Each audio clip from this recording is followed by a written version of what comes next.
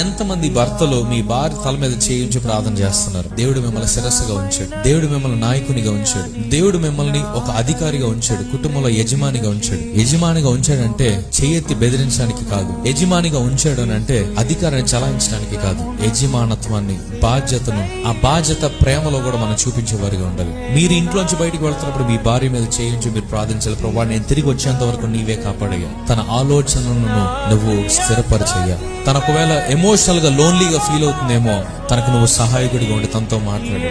ఏ కుటుంబంతో గాని, ఏ స్త్రీతో గాని, ఏ ఫ్యామిలీ మెంబర్ తో గాని తను కంపేర్ చేసుకోకుండా, తను తగ్గించేసుకోకుండా, తను ఇన్సెక్యూర్ ఫీల్ అవ్వకుండా తనకు నువ్వు తోడుగా ఉండు. తనకి ఫిజికల్ గా మంచి హెల్త్ దయచేయి, మెంటల్ గా మంచి స్ట్రెంత్ దయచేయ. తన పోరాడుతున్న ప్రతి పోరాటంలో నువ్వు తోడుగా ఉండయ్యా. అపవాది ఇదిగో తన దరికి రాకుండా నీవే కాపాడు తండ్రి.